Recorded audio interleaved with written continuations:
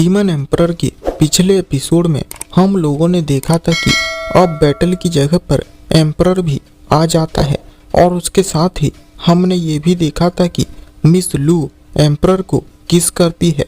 और अब हम देखते हैं कि मिस लू के जाने के बाद एम्परर कह रहा होता है, हमारी यंग मिस थोड़ी अजीब हैं, पता नहीं उन्हें बीच बीच में क्या हो जाता है। पर छोड़ो, अभी ये सब सोचने का वक्त नहीं है। और वो ये कहकर आगे की तरफ जाने लग जाता है। लेकिन जैसे ही वो आगे की तरफ जाने लगता है तभी ही हेल वैली के दोनों पार्टिसिपेंट्स आकर उसके सामने खड़े हो जाते हैं और उसे वहीं पर ही रोक लेते हैं। तो ये देखकर एम्परर उन दोनों से पूछता है, तुम दोनों आखिर मेरे सामने आकर क्यों खड़े हो गए हो? क्या तुम दोनों को कुछ चाहिए? वो दोनों एम्परर से कहते हैं, जाओ फान, क्या सच में तुम हम दोनों को पहचान नहीं पा रहे हो? एम्परर उन दोनों से कहता है, माफ करना, पर मैंने इतने लोगों को मारा है कि उतने लोगों को गिनना भी मुश्किल है, इसलिए मैं इतने लोगों को याद कैसे रख सकता हूँ? और अगर तुम दोनों यहाँ पर मुझसे बदला लेने के लिए आए हो तो चुपचाप अपना मुंह बंद करके एक कोने में खड़े हो जाओ और अपनी बारी आने का इंतजार करो। कुछ ही देर में मैं तुम्हारे पास आकर तुम दोनों को नरक में पहुंचा दूंगा। ये सुनकर वो लड़का एम्परर से कहता है, जैसा कि मुझे लगा ही था, तुम अब भी हमेशा की ही तरह घमंडी हो। पर क्या तुम हम दोनों को पहचान नहीं पा रहे हो? हम अब पहले जैसे नहीं हैं और इस बार जो मरेगा वो तुम हो। एम्परर उन दोनों से कहता है, हाँ तुमने बिल्कुल सही कहा, मैं तुम दोनों को पहचान नहीं पा रहा हूँ। और वैसे भी मैं तुम्हें पहचानूं भी कैसे, क्योंकि मैंने अपनी पूरी जिंदगी में तुम्हारी जैसे सनकी और बदसूरत को देखा ही नहीं है। और एम्परर की ये बात वहाँ की सारी ऑडियंस भी सुन लेती है और उन दोनों पर सारी ऑडियंस हंसने लग जाती है। लेकिन उसी वक्त उन दोनों के पास एक रेड कलर का क्लाउड फॉर्म होने लग जाता है और उस रेड क्लाउड में से एक आदमी कहता है, जाओ फान, हम जब से मिले हैं तुम बस हमारी बेइज्जती किए जा रहे हो और हमारा मजाक उड़ा रहे हो। पर क्या तुम्हें याद नहीं है कि हमारी ये हालत तुम्हारी ही वजह से हुई है और इसलिए ही आज हम यहाँ पर तुम्हारे सर को काट कर अपना बदला लेने आए हैं। और उसी वक्त वहाँ पर मिस लू भी आ जाती है और उन लोगों से पूछती है, आखिर तुम लोग हमसे किस बात का बदला लेना चाहते हो? हम लोग तो तुम्हें जानते तक नहीं हैं और आखिर हमने तुम लोगों के साथ क्या गलत किया है? वो आदमी मिस लू से कहता है, मिस लू, क्या तुम सच में भूल चुकी हो कि तुम लोगों ने हमारे क्लैन को कैसे डिस्ट्रॉय किया था और हम लोगों को बाहर निकाल दिया था? और अब भी तुम्हें लग रहा है कि ये सब बदला लेने के लिए काफी नहीं है? ये सुन के मिस लू हैरान हो जाती है और कहती है, तो इसका मतलब हुआ कि आप अंकल काई हैं? और उसके साथ ही एम्परर भी कहता है, ओ तो ये तुम हो। आखिर ये किसने सोचा था कि तुम एक दिन ऐसे पैथेटिक, बदसूरत और शैतान इंसान बन जाओगे? और अब जब तुम्हारे पास जीने का कोई कारण नहीं बचा है तो क्या तुम मेरे पास यहाँ मेरे हाथों से मरकर फिर से रीइंकारनेट होने के लिए आए हो? ये सुनकर काई चिढ़ जाता है और उसे चिल्लाते हुए कहता है, हम लोग यहाँ पर तुम्हें मारने के लिए आए हैं, या तो आज हम यहाँ पर साथ में मिलकर तुम्हें मार देंगे या फिर साथ में मिलकर यहीं पर ही मर जाएंगे। एम्परर उन्हें कहता है, हाँ हाँ ठीक है, भले ही तुम लोग यहाँ पर मुझे मारने आए हो, पर पहले तुम्हें लाइन में खड़ा होना पड़ेगा, क्योंकि आज यहाँ पर मुझे मारने के लिए बहुत लोग आए हुए हैं। पर तुम लोग ज़्यादा फिक्र मत करो, उस स्टेज पर खड़े हुए लोगों को मार कर आने के बाद मैं तुम लोगों को भी जरूर मारूंगा। काई अपने आदमियों से कहता है, जैसा कि कहा जाता है, अगर तुम्हें अपने दुश्मन से जीतना है तो पहले तुम्हें अपने दुश्मन को पूरी तरह से जानना होगा, तभी जाकर ही तुम अपने दुश्मन से जीत सकते हो। तो हम भी ऐसा ही करते हैं और पहले देखते हैं कि ये कितना ताकतवर है। और वो लोग ये सोचकर एम्परर को जाने देते हैं। उसके बाद एम्परर उस स्टेज पर जाता है और एम्परर को अपनी तरफ आता हुआ देखकर वहाँ पर खड़े हुए लोग कहते हैं, तो ये है डीमोनिक ड्रैगन, पता नहीं हम इससे कैसे लड़ पाएंगे, पर हमारा यही एकलौता मौका है अपनी ताकत दिखाने का। और फिर वो एम्परर से कहते हैं, तो तुम हो डिमोनिक ड्रैगन, हम लोगों ने तुम्हारे बारे में बहुत कुछ सुना है।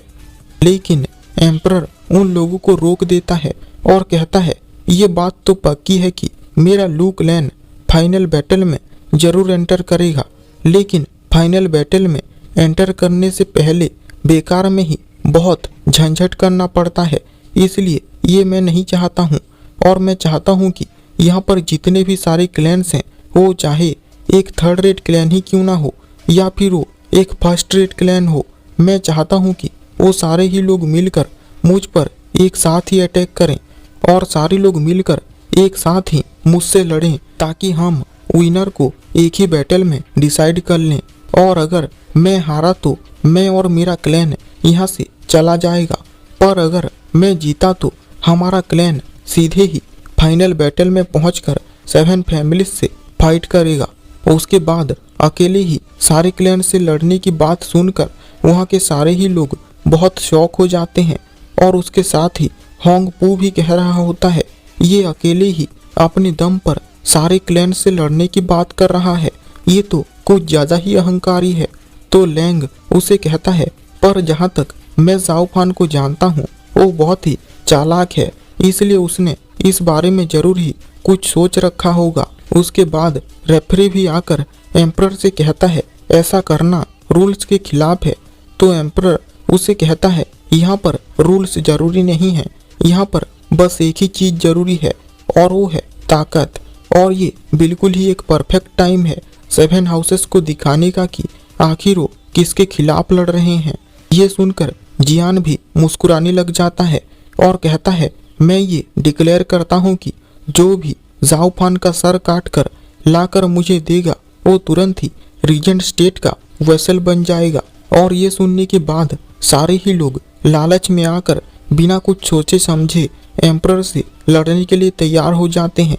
एम्परर जियान से कहता है, तुम तो इन सारे लोगों को सीधे ही अपनी मौत के मुंह में धकेल रहे हो। तो जियान उसे कहता है, पर क्या तुम भी ये नहीं चाहते? क्यों, मैंने तुमसे सही कहा ना। और वो दोनों ही साथ में बहुत जोर जोर से हंसने लग जाते हैं। उसके बाद बताया जाता है कि जाओ फान यहाँ पर सनसनी पैदा करना चाहता है, ताकि वो यहाँ पर एक ही बार में जितना हो सके उतने सारे लोगों को मार दे, जिसकी वजह से वो आने वाले फाइनल बैटल्स में अपने लू क्लैन की पोजीशन को होल्ड करके रख पाएगा। और जियान इन सारे लोगों को यूज़ कर रहा है ताकि वो जाओ फान की लिमिट और उसकी पावर का पता लगा पाए। और वो दोनों ही एक दूसरे के इरादों को बहुत ही अच्छी तरह से जानते हैं और उसके साथ ही वो दोनों एक दूसरे को यूज़ भी कर रहे हैं। ऐसे दो चालाक, बेरहम और महत्वाकांक्षी लोग तो बस हेवन में ही देखने को मिलते हैं।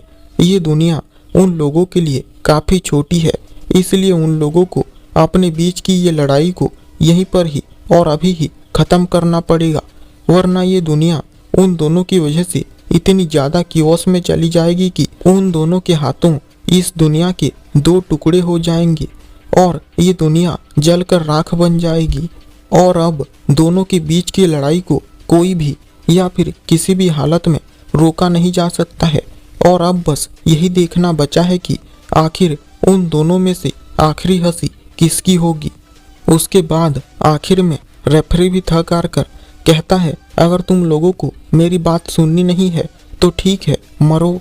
और फिर वो कहता है, तो फिर ठीक है, फाइनल बैटल के लिए लू क्लैन का क्वालिफाइंग राउंड शुरू होता है। और उसके बस ये कहने की ही देर थी कि वहाँ के सारे क्लैन्स चारों तरफ से एम्परर पर टूट पड़ते हैं और एम्परर पर अटैक करके उसे बिल्कुल चारों तरफ से ढक लेते हैं। ये देखकर निंग घबराकर पूछती है, क्या ब्रदर जाओ ठीक होगा? जिस पर टियान उसे कहता है, हाँ बिल्कुल, वो पूरी तरह से ठीक होगा। उस कमीने की किस्मत तो इतनी ज़्यादा अच्छी है कि पूरा 7 हाउसेस भी मिलकर उसका कुछ नहीं बिगाड़ पाया। तो इन कीड़ों की तो बात छोड़ ही दो, लेकिन फिर भी अभी उस पर हजारों लोग अटैक कर रहे हैं, इसलिए अभी वहाँ पर एक खतरा तो बनता ही है कि वो दम घुटने की वजह से मर सकता है। और वो आखिरकार वहाँ पर कर क्या रहा है? वो उन लोगों को दूर क्यों नहीं फेंक देता। तभी उसकी बात सुनकर हेल वैली के दोनों लोग उसे कहते हैं, चाहे जाओ फान कितना ही स्ट्रांग क्यों ना हो, पर अभी उस पर हजारों लोग अटैक कर रहे हैं। अब तो वो गया, और बड़ी ही दुख की बात है कि हम लोग पहले से ही हेल वैली के साथ मिल चुके हैं, वरना हम भी बहती गंगा में हाथ धो लेते। ये सब सुनकर टियान अपने मन में कहता है, तुम दोनों गधों को पता ही क्या है, वो कभी भी बिना कुछ सोचे समझे कुछ भी नहीं करता है। और उसी वक्त ही स्टेज में से एक बहुत ही डेंजरस और पावरफुल एनर्जी निकलने लग जाती है, और वो यहाँ तक कि स्टेज से बहुत दूर खड़े हुए लोगों को भी महसूस होती है। और सब लोग इतनी पावरफुल एनर्जी को महसूस करके हैरान हो जाते हैं। और अब हम देखते हैं कि एम्परर को जितने भी सारे लोगों ने पकड़ रखा होता है, अचानक से ही वो लोग एम्परर को छोड़ देते हैं और जमीन पर गिर जाते हैं। और फिर पता चलता है कि इतने सारे लोग एक ही साथ ही मर चुके हैं। उसके बाद एम्परर कहता है, जिन लोगों को भी मेरा सर चाहिए वो लोग साथ में मिलकर मुझ पर अटैक करो। इन चिरकुटों से लड़ने में बिल्कुल भी मज़ा नहीं आ रहा है। और यहीं पर ही ये एपिसोड एंड हो जाता है।